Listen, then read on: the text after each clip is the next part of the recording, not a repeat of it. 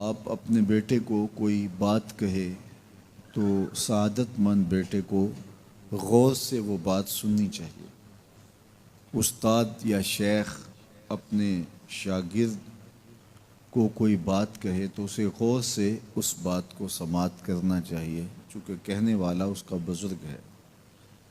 لیکن وہ بزرگ، وہ شیخ، وہ استاد اگر ساتھ قسم بھی کرے تو پھر اور زیادہ مضمون کی اہمیت ہو جاتی ہے کہ یہ کوئی اہم مضمون تھا جس سے قبل قسم کی جا رہی ہے۔ اب یہاں جو ارشاد فرمایا جانے لگا ہے اس سے قبل میرے رب نے رب ہو کے قسم کی ہے۔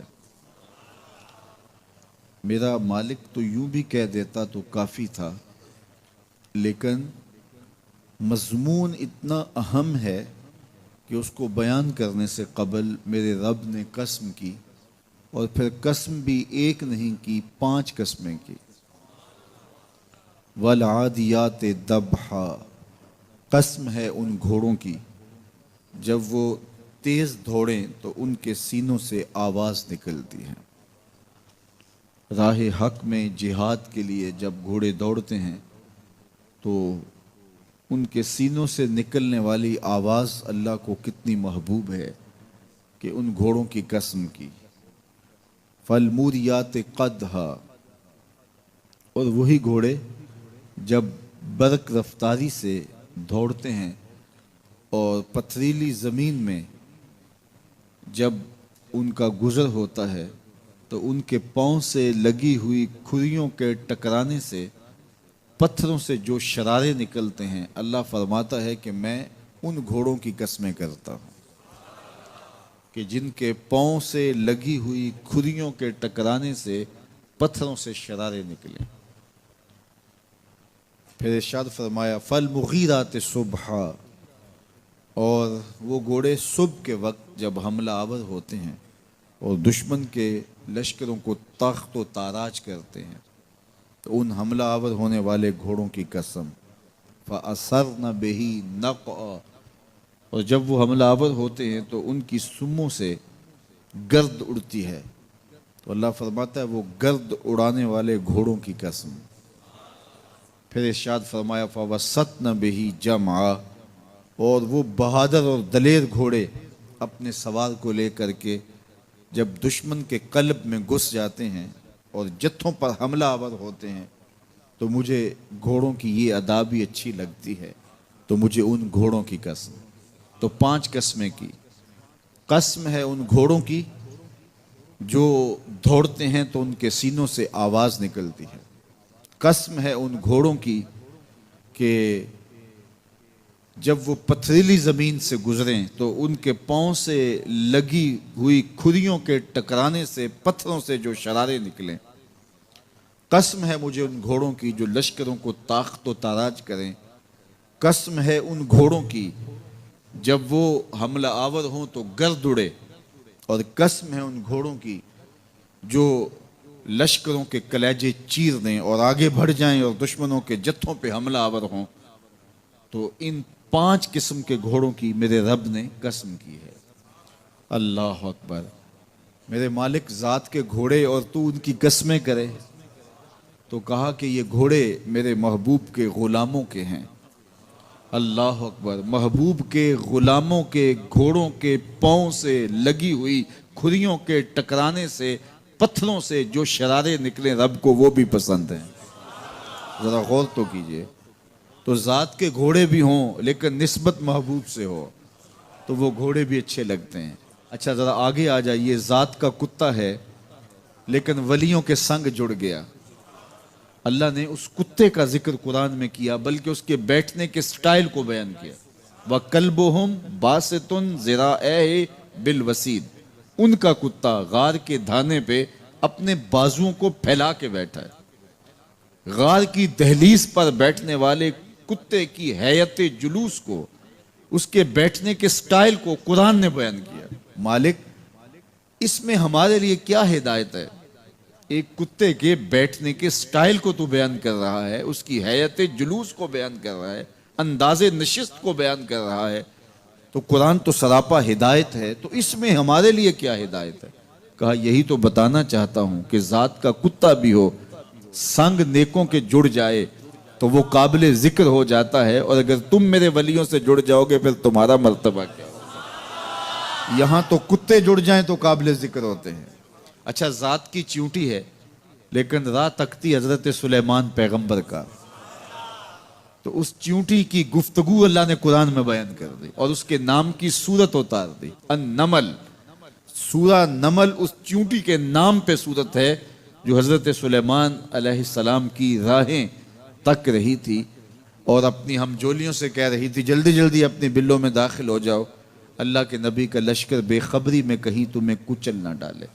اور حضرت سلیمان نے اس چیونٹی کی بات کو سنا، فَتَبَسَّمَ ضَاحِكًا مِّن قَوْلِهَا، اور مسکرا بھی پڑے۔ تو چیونٹی بھی ہو، گھوڑے بھی ہوں، کتے بھی ہوں، لیکن جب اچھے لوگوں کے سنگ جڑ جائیں، نسبت بلند ہو جائے تو وہ قابل ذکر ہو جاتے ہیں۔ تو ہیں گھوڑے لیکن میرا رب رب ہو کے قرآن میں ان گھوڑوں کی اداؤں کی قسمیں کر رہا ہے۔ وَالْعَادِيَاتِ ضَبْحًا فَالْمُورِيَاتِ قَدْحًا فَالْمُغِيرَاتِ صُبْحًا فَأَثَرْنَ بِهِ نَقْعًا وَوَسَطْنَ بِهِ جَمْعًا۔ قسم ان گھوڑوں کی جو تیز دوڑیں تو سینوں سے آواز نکلے، پتھریلی زمین میں جائیں تو پاؤں سے شرارے نکلیں، گرد و غبار اڑائیں، دشمن کے لشکروں کو تاخت و تاراج کر کے ان کے جتھوں میں گھس جائیں، ان دلیر اور بہادر گھوڑوں کی میرا رب رب ہو کے قسم کر رہا ہے۔ یہاں قسم کی بات چلی تو اللہ نے محبوب کے گھوڑوں کی قسم کی، گھوڑوں کی اداؤں کو پسند کیا۔ محبوب کے غلاموں کے گھوڑے، ان کے پاؤں سے لگی ہوئی کھریوں سے ٹکرانے والے پتھروں سے نکلنے والے شرارے، رب کے وہ بھی محبوب۔ اللہ اکبر۔ تو پھر قسم کی بات چلی تو کبھی گھوڑوں کی قسمیں کی، کبھی محبوب کی راہ گزر کی قسم کی۔ لا اقسم بہذا البلد، مجھے قسم ہے اس شہر کی۔ تو شہر مکہ کی قسم کیوں کی؟ وہاں کعبۃ اللہ ہے، مقام ابراہیم ہے، چاہے زمزم ہے، صفا و مروہ ہے، مزدلفہ ہے، منا ہے، عرفات ہے، قدم قدم انوار کی برستی برکھا ہے، مطاف ہے، حتیم ہے، مستجاب ہے، مستجار ہے، ملتزم ہے، باب کعبہ ہے، سقف بیت اللہ ہے، قدم قدم پہ انوار برس رہے ہیں۔ شاید میرے رب نے قسم اس لیے کی ہو، شاید قسم اس لیے کی ہو، لیکن میرا رب کہتا ہے لا اقسم بہذا البلد، مجھے قسم ہے شہر کی، یعنی شہر مکہ کی۔ کیوں؟ یہاں کعبۃ اللہ ہے، یہاں مقام ابراہیم ہے، یہاں مزدلفہ ہے، منا ہے، عرفات ہے۔ کیوں قسم؟ وَأَنْتَ حِلٌّ بِهَذَا الْبَلَدِ، محبوب اس شہر کی گلیوں نے تیرے قدم چومے۔ اے انت مقیم فی هذا البلد، امام قرطبی نے اس کا مفہوم بیان کیا۔ محبوب آپ کی اقامت اس شہر میں ہے، آپ کے سانسوں کی خوشبو سونگی ہے شہر کی فضاؤں نے، اس لیے مجھے شہر کی قسم کہ محبوب یہاں تم جو رہتے ہو۔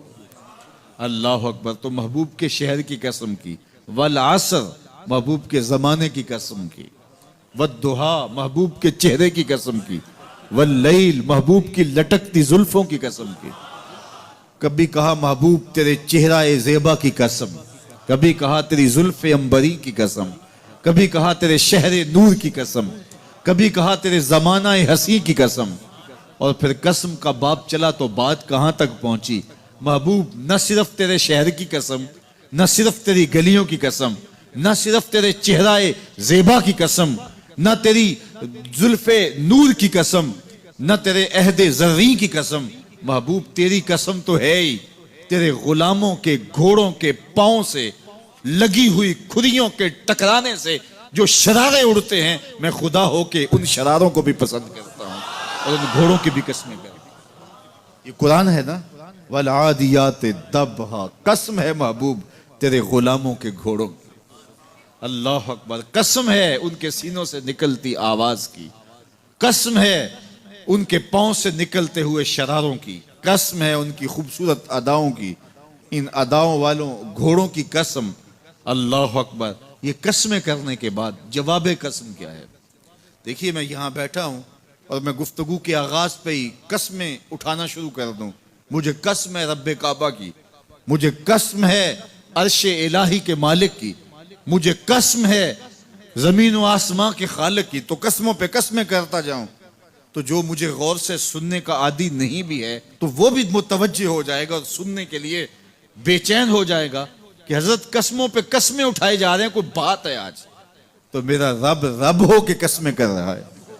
تو اس کے بعد جواب قسم کیا ہے؟ تو کان کھڑے ہو گئے, روحوں میں پیاس بڑھ گئی اور سماعتیں بچھ گئی کہ میرے مالک تو قسموں پہ قسمیں کر رہا ہے. کبھی گھوڑوں کی اداؤں کی قسمیں, کبھی ان کے سینوں سے نکلتے ہوئے جو ہے وہ اس مہیب آواز کی قسمیں, کبھی پاؤں سے اڑتے ہوئے شراروں کی باتیں, اور کبھی ان کے پاؤں سے اڑتی ہوئی دھول کی کہانیاں. تو قسم پہ قسم, اور قسمیں بھی گھوڑوں کی, تو کوئی بات ہوگی. تو ایک دم کان کھڑے ہو گئے تو جواب آیا, ان الانسان لربہ لکنود, بے شک انسان اپنے رب کا ناشکرا ہے. انسان اپنے رب کا ناشکرا ہے. قسمیں گھوڑوں کی, ان کی اداؤں کی اور ناشکرا حضرت انسان کو کہا. یہ کتنی لطیف چوٹ تھی جو حضرت انسان کو ماری گئی. یا اللہ ہمیں ناشکرا کہنا تھا تو کہیں اور مقام پہ کہہ لیا جاتا. گھوڑوں کی تو قسمیں کرے اور ہمیں ناشکرا کہے. گھوڑوں کی قسمیں ہو رہی ہوں اور انسان کو ناشکرا کہا جائے. انسان کو ناشکرا کہنا تھا تو کسی اور موقع پہ کہہ لیا جاتا. کہا یہی تو سمجھانا چاہتا ہوں کہ چم میٹھا نہیں ہوتا, کم میٹھا ہوتا ہے. تو ذات کے گھوڑے بھی ہوں لیکن کام کریں تو مجھے وہ بھی اچھے لگتے ہیں. اور تم انسان بنے ہو, نقوش بڑے اچھے ہیں, قدے رانا رکھتے ہو, جھیل جیسی آنکھیں ہیں, اور تم چلتے ہو تو قیامت چلتی ہے, لیکن مجھے تم اچھے نہیں لگتے اگر تم ناشکرے ہو. یہ ہیں ذات کے گھوڑے لیکن میرے محمد عربی کے غلاموں کے غلام ہیں, مجھے اچھے لگتے. تو وہ چم نہیں دیکھتا, وہ کم دیکھتا ہے. تو ذات کے گھوڑے بھی ہوں لیکن نسبت ہو میرے حضور سے, نسبت میرے رسول سے ہو تو رب کو وہ اچھے لگتے ہیں. تو کہا والعادیات ضبحا فالموریات قدحا فالمغیرات صبحا فأثرن به نقعا فوسطن به جمعا ان الانسان لربہ لکنود. بے شک انسان اپنے رب کا ناشکرا ہے. اللہ اکبر. پھر فرمایا وَإِنَّهُ عَلَىٰ ذَلِكَ لَشَهِيدٌ.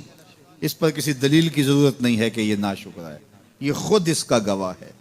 ذرا اپنے اندر اتر کے دیکھے کہ یہ کھڑا کہاں ہے, یہ کس قدر نعمتیں پانے کے باوجود شکوے کی زبان کھولے رکھتا ہے.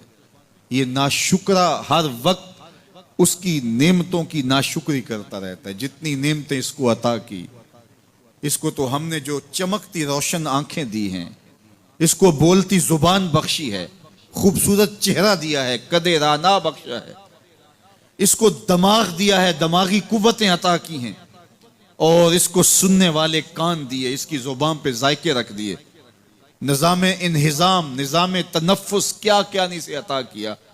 لیکن ہر وقت یہ ناشکری کے کلمات ہی بولتا رہتا ہے. میرے پاس یہ بھی نہیں, یہ میرے پاس یہ بھی نہیں, میرے پاس یہ بھی نہیں. دیکھیں اس کے پاس کیا کیا اس کے مالک نے عطا کیا ہے. تو یہ ہر وقت ناشکری. اور پھر جوں جوں ہم قیامت کے قریب ہوتے چلے جا رہے ہیں, ناشکری بڑھتی چلی جا رہی ہے. میں کوئی بہت لمبی عمر نہیں رکھتا, لیکن مجھے آج سے 35 سال پہلے کے حالات کی ہوش ہے, اور جو میرے سے زیادہ عمر میں ہیں وہ اس سے پہلے کے حالات جانتے ہیں. تو میرا بنیادی طور پہ ایک دیہات سے تعلق ہے. تو میں اچھی طرح جانتا ہوں کہ لوگوں کے پاس جو آج کچھ ہے وہ آج سے 35-40 سال پیچھے نہیں تھا. بالخصوص دیہاتوں کے اندر لوگوں کے پاس 1 یا 2 جوڑے ہوتے تھے اور انہیں بار بار پہنتے تھے. کسی شادی یا بیاہ کے موقع پہ جانا ہوتا تو بعض اوقات کسی سے وہ لباس یا جوتے مانگ کے لے کے جاتے. مجھے اچھی طرح یاد ہے کہ اس زمانے میں لوگ اپنے کندھے پر ایک کپڑا رکھا کرتے تھے, اور شادی پر اگر کسی نے جانا ہوتا تو جس کا کپڑا بہت اچھا ہوتا تو اس سے وہ مانگ لیا کرتے تھے کہ میں نے ذرا شادی پہ جانا ہے. بڑے بھائی کے جوتے پہن لیا کرتے تھے, اور اسی طرح گزر ہوتا تھا. کبھی کوئی شکوہ زبان میں پیدا نہیں ہوا تھا, اور لوگوں کے شکستہ سے کچے گھر ہوتے تھے, اور گھر کے صحن میں ایک درخت ہوتا تھا، دوپہر وہاں کاٹ لیتے تھے. اکثر لوگ دوپہر کا کھانا تیار نہیں کرتے ہوتے تھے، دودھ پی کر کے ہی گزارا کر لیتے تھے. صبح کو ناشتہ اور شام کو کھانا ہوتا تھا، لیکن اس کے باوجود اللہ کا شکر کیا کرتے تھے. یہ پچھلے دن میں گزرا تو دیکھا کہ بچے کھیل رہے ہیں اور غبارے پھوڑ رہے ہیں، اور جب غبارہ پھٹتا ہے نا تو بچے خوش ہوتے ہیں، کہے لگاتے ہیں. پھر دوسرا غبارہ ہے، وہ اس سے کھیلنے لگ جاتے ہیں، اور پھر جب وہ پھٹتا تو پھر خوش ہوتے ہیں. تو میں ذرا رک گیا اور اس منظر کو دیکھنے لگا، اور پھر میں نے کہا کہ غبارہ پھٹتا ہے تو یہ بچے خوش ہوتے ہیں، لیکن جب ہمارا زمانہ ہوتا تھا، جب ہم بچے تھے تو غبارہ پھٹتا تھا، ہم رونے لگ جاتے تھے، کیونکہ کھیل ہی ختم ہو جاتا تھا. ایک ہی غبارہ ہوتا تھا 5-6 بچوں کے پاس، اور غبارہ پھٹ گیا تو کھیل ختم، تو سارے رونے لگ جاتے تھے. اور اب یہ غبارے پہ غبارہ پھوڑ رہے ہیں اور خوش ہو رہے ہیں، تو کہاں سے کہاں ہم آ پہنچے.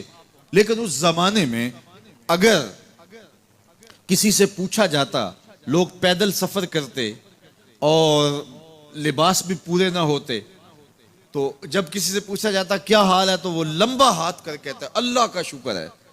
اس کی باڈی لینگویج بتاتی تھی کہ وہ اس کا رواں رواں اللہ کا شکر ادا کر رہا ہے.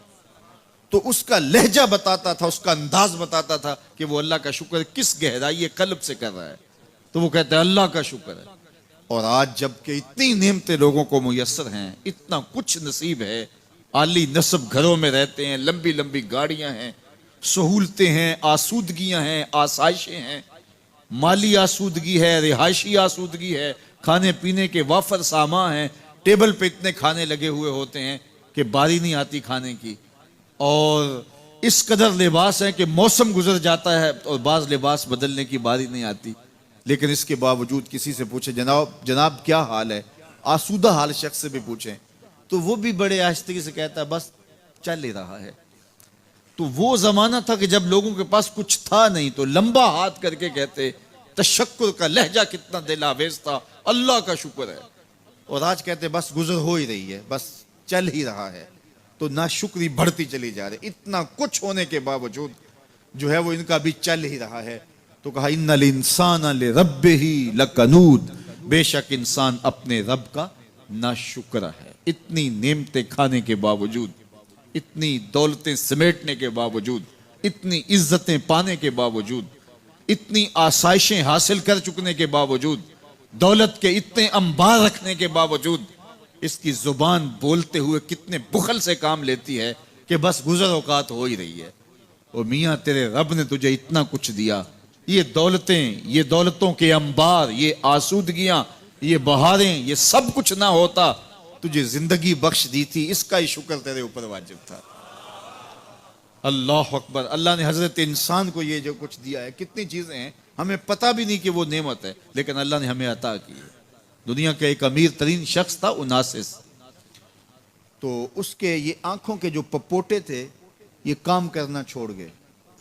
ہمیں کبھی اس کا احساس بھی نہیں ہوا کہ یہ کوئی نعمت ہے. آٹومیٹک سسٹم میرے رب نے لگایا ہے، ادھر تنکا اڑا ادھر آنکھ بند ہو گئی. لیکن اس کو مسئلہ کیا ہوا کہ یہ پٹھے اس کے ختم ہو گئے اور وہ اپنی مرضی سے آنکھیں نہیں بند کر سکتا تھا. ڈاکٹر سلوشن ٹیپ لگا کے آنکھیں کھول دیتا اور جب اس نے سونا ہوتا تو وہ بند کر دیتا.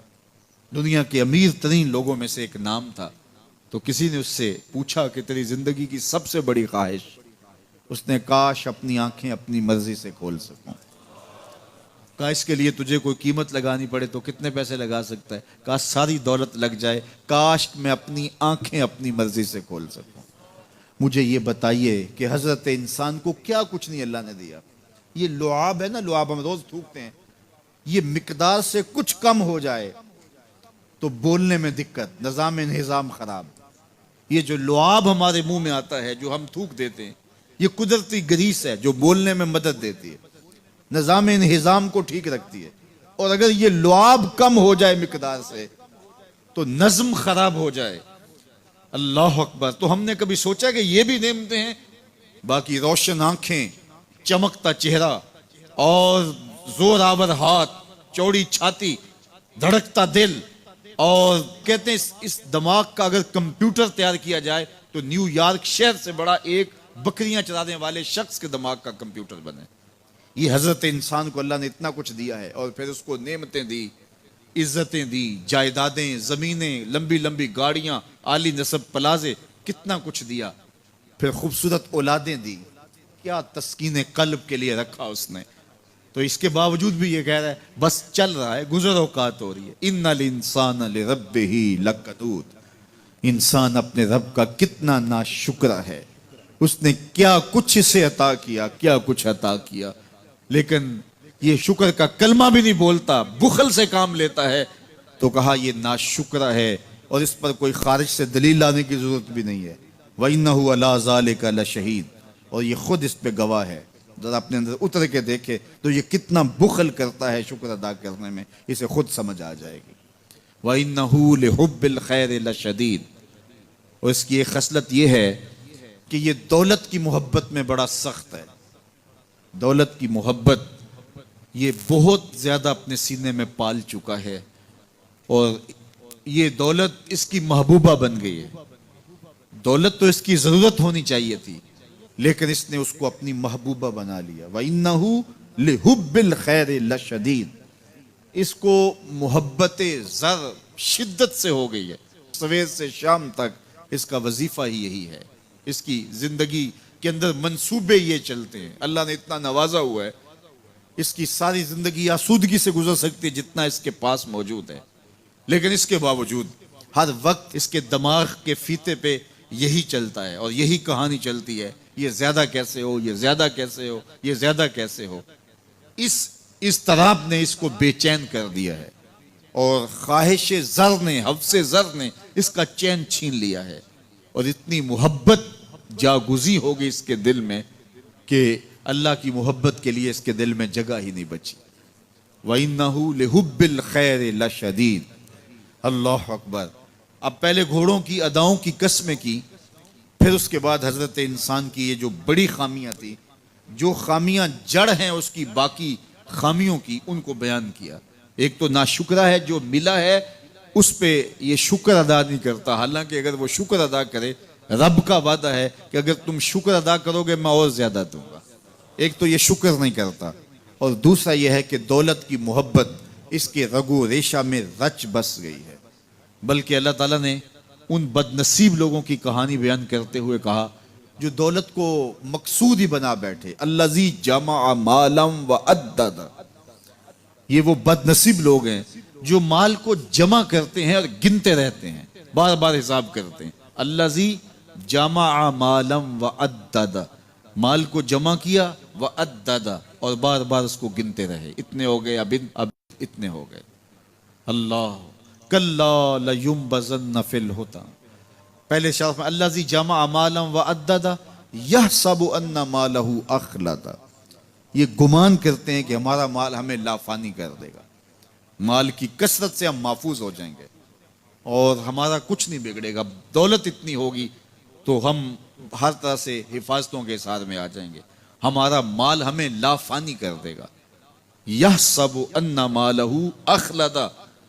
اللہ تعالیٰ نے فرمایا کلا، ایسا ہرگز نہیں ہے، یہ تمہاری بھول ہے کہ مال تمہیں لافانی کر دے گا، مال تمہیں مرنے نہیں دے گا، مال تمہیں محفوظ کر لے گا. کلا، ایسا ہرگز نہیں ہے، بلکہ کیا ہے، لَيُنبَذَنَّ فِي الْحُطَمَةِ، ہم تمہیں پکڑ کے آگ میں ڈال دیں گے. لَيُنبَذَنَّ کے لفظ پہ اگر غور کیا جائے تو عربی میں جب ان کا جوتا پرانا ہو جاتا تو پرانا جوتا جب پہننے کے بھی قابل نہ رہتا تو اس کو اتار کے ایسے حقارت سے پہنتے، اور اس کے لیے لفظ استعمال کرتے نبذت النال، میں نے جوتا پھینک دیا. وہ جوتا جو پاؤں میں ڈالنے کے بھی قابل نہ رہے اور اتنا پرانا ہو جائے کہ اس کو اب جو ہے وہ مزید مرمت بھی نہ کروانا ممکن ہو، تو اس کو پھر پھینکا جاتا ہے، اور پھر اس کو وہ حقارت سے پھینکتے ہیں، اور وہ جوتا چلتے ہوئے تنگ کرتا ہے تو پھر اس کو اتار کے حقارت سے رب پھینک دیتے ہیں. تو اس کے لیے لفظ بولتے ہیں نبذت النال، میں نے جوتا پھینک دیا. حقارت سے پھینکنے کو نبض کہتے ہیں، اور یہی لفظ اللہ تعالیٰ جل شانہ نے فرمایا کلا لینبذن فی الحطمہ. اے اہل عرب، جس طرح تم جوتا پرانا حقارت سے پھینکتے ہو، ہم حقارت سے تمہیں آگ میں ڈال دیں گے. کلا لینبذن فی الحطمہ. یہ ان مالداروں کی کہانی ہے جنہوں نے مال کو اپنا معبود بنا لیا. مال کو اپنا مقصود بنا لیا، مال مال مال، ہر قدر پامال کر دی، ہر قدر کی قربانی دے دی مال کے بدلے، اور مال ہی ان کا مقصود بن گیا، اور یہ سمجھے کہ یہ مال جو ہے وہ ان کو لافانی کر دے گا، ان کو مرنے نہیں دے گا، ان کے لیے حفاظتی حصار بن جائے گا۔ کلا لینبذن فی الحطمہ وما ادراک ما الحطمہ۔ اللہ فرماتا ہے جانتے ہو جس حطمہ میں، جس آگ میں تمہیں ڈالا جائے گا، وہ آگ کیا ہے؟ مل حطمہ، کیا تمہیں پتا ہے وہ حطمہ کیا ہے؟ پھر خود فرمایا نار اللہ الموقدۃ التی تطلع علی الافئدہ، یہ اللہ کی جلائی ہوئی آگ ہے جو دل کھا جائے گی، جو کلیجے چاٹ جائے گی۔ تو حب زر، یہ حب دولت اور حب دنیا، یہ تمام برائیوں کی جڑ ہے۔ تو اس لیے اپنے اندر سے محبت زر کو نکالنے کی کوشش کیجئے اگر کہیں آپ کو داخل ہوتی محسوس ہو رہی ہے، اور حب دولت کو نکالنے کے لیے زکوٰۃ صدقات اسلام نے ہمیں یہ نظم دیا ہے۔ اقبال نے کہا تھا حب دولت تلف می سازت زکوٰۃ، زکوٰۃ حب دولت کو زائل کرتی ہے، جب اللہ کی راہ میں لٹاؤ گے تو اس سے کم بھی نہیں ہوگا۔ میرے حضور نے 3 چیزیں قسم کر کے کہیں، حضرت ابو کبشہ الانماری رضی اللہ تعالیٰ عنہ سے مروی ہے، میرے حضور نے ارشاد فرمایا اگر کوئی شخص کسی کو معاف کر دیتا ہے تو اس کی عزت کم نہیں ہوگی، میں محمد اللہ کی قسم اٹھاتا ہوں۔ دوسری بات میرے حضور نے فرمائی کہ جو شخص مانگنے لگ جاتا ہے، سوال کا دروازہ کھول لیتا ہے، اللہ اس کے لیے محتاجی کا دروازہ کھول دیتا ہے، اس کی کبھی کمی پوری نہیں ہوتی۔ اور تیسری بات میرے حضور نے قسم کر کے کہی ما نقص مال عبد من صدقہ، کہا میں اللہ کی قسم اٹھا کے کہتا ہوں کہ صدقے سے مال کم نہیں ہوتا، صدقے سے مال گھٹتا نہیں ہے۔ تو ایک تو مال بھی نہیں گھٹے گا، یہ ضمانت کس کی ہے؟ میری نہیں ہے، یہ رسول اللہ کی ضمانت ہے۔ ایک تو مال بھی کم نہیں ہوگا، اور دوسرا یہ ہے کہ حب دولت ختم ہوگی۔ حب دولت تلف می سازت زکوٰۃ، یہ ماہ سیام آ رہا ہے تو زکوٰۃ سے حب دولت کو کم کیجئے، بلکہ صدقات دیجئے، نفلی صدقات کیجئے، غرباء کی مدد کیجئے، مساکین کی مدد کیجئے، اپنے غریب محتاج رشتہ داروں پہ غور کیجئے، ان کی مدد کیجئے، اپنی ہمسائیگی میں دیکھیے، پردے سے مدد کیجئے، ان کی عزت نفس بھی مجروح نہ ہو۔ یہ جو نمائش لگا کے 10 اخباروں میں چھپوا کے لوگوں کی مدد کرتے ہیں، اس سے گریز کیجئے۔ کبھی سوچیں کہ اگر آج کسی کی بیٹی لائن میں کھڑی ہے تو کل اگر یہ مرحلہ میری بیٹی کے لیے آ جائے تو پھر میرا مزاج کیا ہوگا؟ تو عزت نفس کا خیال رکھیے، لوگوں کی غربت کا تماشا نہ اڑائیے، اور لوگوں کی جو ہے وہ محتاجی کو اپنی تسکین کا ذریعہ نہ بنائیے۔ یہ تو اللہ نے تمہیں دیا اور انہیں نہیں دیا، اور وہ آزمائش کی گھڑی میں کھڑے ہیں، تم ان کے ساتھ کھڑے ہو جاؤ۔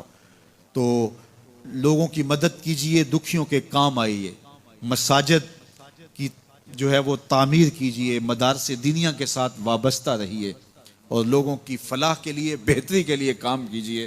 اللہ نے آپ کو دیا ہے، یہ مال یہاں رہ جانا ہے۔ میرے حضور نے فرمایا ابن آدم کہتا ہے میرا مال، اس کا مال وہ ہے جو اس نے کھایا یا پہنا اور پرانا کر دیا یا آگے بھیج دیا، باقی اس کا نہیں ہے، وہ وارثوں کا ہے۔ مرتے ہی ورثہ بن جائے گا، مرتے ہی ترکہ بن جائے گا۔ کفن بھی میلا نہیں ہونے دیں گے کہ بعض اولادیں تو بانٹ لیتی ہیں۔ اللہ اکبر، وہ گھر جو ان کے لیے بنایا تھا، ایک رات بھی تجھے اس گھر میں رکھنے کے لیے تیار نہیں ہوں گے۔ آج تیرا نام چھن گیا، آج کوئی یہ نہیں کہتا کہ پیچھے سے امام کے اور حاضر اس چودھری صاحب کے، حاضر اس میت کے۔ آج تو ڈیڈ باڈی بن گیا، آج تو میت بن گیا۔ آج خان صاحب، ملک صاحب، چودھری صاحب، پیر صاحب، مفتی صاحب، تیرے سارے ٹائٹل چھین لیے گئے۔ آج پیچھے اس امام کے اور دعا واسطے حاضر اس میت کے، آج تو میت بن گیا۔ آج تیرا لباس بھی پھاڑ کے اتارا ہے، آج تیرے انگوٹھے باندھ دیے گئے ہیں، ناک میں روئی ٹھونس دی گئی ہے۔ آج تو غسال کے رحم و کرم پہ ہیں، وہ تجھے ادھر الٹ دے یا ادھر پلٹ دے، اب تیرے پاس کوئی اختیار ہی باقی نہیں رہا۔ میاں صاحب بولے جاندی واری ڈرونا بنےو تے ہاتھ نہ لاندے ڈرتے۔ آج اولاد بھی دور ہے، پوتے اور پوتیاں بھی ڈرتی ہیں۔ جاندی واری ڈرونا بنےو تے ہاتھ نہ لاندے ڈر دے، जिन्ना लई तू पाप कमाए आज कित्थे नहीं तेरे कर दे।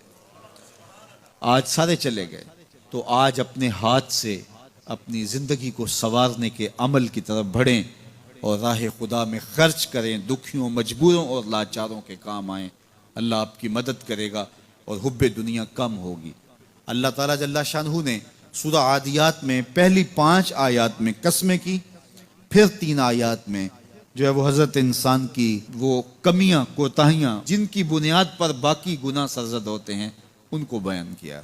और उसके बाद फिर इलाज भी कुरान ने बताया और किस कदर उसको चोट लगाई। अफला यालमु इज़ा बुसिरा मा फिल कुबूर व हुस्सिला मा फिस सुदूर इन्ना रब्बहुम बिहिम यौमइज़िन लखबीर। अफला यालमु इज़ा बुसिरा मा फिल कुबूर। ए अकड़ के चलने वाले, ए नाशुक्र इंसान, ए दौलत के पुजारी, वो वक्त याद कर जब तू कब्र से उठाया जाएगा। उस वक्त कफन भी छीन लिया जाएगा। अब सब कुछ छीन लिया गया, दौलत, बैंक बैलेंस, तेरी जायदादें, प्लाजे, गाड़ियां, घर, कोठियां, बंगले, सब कुछ यहीं रह गया। सिर्फ एक चादर कफन की लेके जा रहा है। लेकिन जब कब्र से उठाया जाएगा, ये कफन की चादर भी रह जाएगी, बरहना उठाया जाएगा। अल्लाह अकबर। न पाँव में जूते, न सर पे पगड़ी, न बदन पे कपड़ा, बुरहना उठाया जाएगा।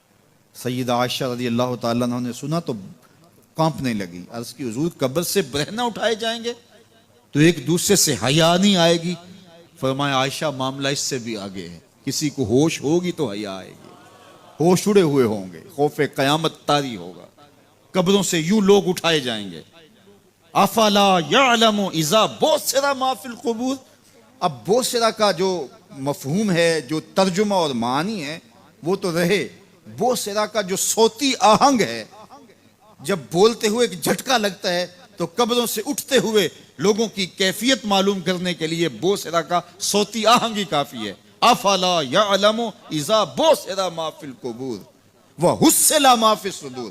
हुस्सिला के ऊपर जो तशदीद है, ये माने को कितनी खूबसूरती के साथ एक मुजस्सम पैकर में सामने ला रही है। अल्लाह फरमाता फिर वो वक्त आएगा जो सीने में होगा वो तश्तज़बाम हो जाएगा।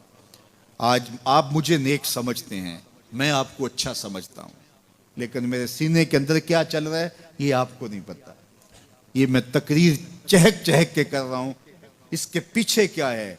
मैं आपके दिल अपनी जानब मोड़ना चाहता हूँ, आपकी जेबें खाली करना चाहता हूँ, या मैं आपके सामने पाक और सुथरा और बड़ा जो है वो नेकोकार बनना चाहता हूँ, या मेरा मकसद रिज़ाए इलाही है? ये मुझे पता है, आपको नहीं पता। आप कहाँ हैं, कहाँ खड़े हैं, मैं आपको अच्छा समझता हूँ, लेकिन आपको पता है कि हम कहाँ खड़े हैं। लेकिन क़यामत के दिन ये सारी चीज़ें सामने आ जाएंगी। वह हुस्सिला मा फिस सुदूर। और सूरह अत-तारिक में फरमाया, यौम तुबलस सराइर फमा लहू मिन कुव्वतिन वला नासिर। उस दिन सारे राज खोल दिए जाएंगे और कोई ताकत नहीं होगी जो उन राजों को खुलने से रोक सकेगा। आज ताकतवर की बात नहीं खुलती और कमजोर की बात उछाल दी जाती है, लेकिन वो वक्त आने वाला है, यौम तुबलस सराइर फमा लहू मिन कुव्वतिन वला नासिर। न जोर के बल पे, न जर के बल पे, न किसी और बल पे किसी काम को रोका जा सकेगा। हर शय तश्तज़बाम हो जाएगी। वो कितना सख्त दिन होगा। ऐ दावरे हशर मेरा नामा-ए आमाल न पूछ, इसमें कई पर्दा नशीनों के भी नाम आते हैं। तो वो कितना सख्त दिन होगा। वह हुस्सिला मा फिस सुदूर इन्ना रब्बहुम बिहिम यौमइज़िन लखबीर। बेशक उनका रब उस दिन उनसे खूब बाखबर होगा। वो आज भी बाखबर है, लेकिन आज कईयों को यकीन नहीं कि वो बाखबर है, लेकिन उस दिन सबको यकीन हो जाएगा कि मेरा रब इससे बाखबर है। जब पुरानी तस्वीरें चलना शुरू हो जाएंगी, जब सारी वीडियो सामने आ जाएगी, जिंदगी में जो जो किया, तन्हाई में, एलानिया, खुफिया, जहां जहां जो किया, दादे ऐश दी, सब कुछ तश्तज़बाम होगा।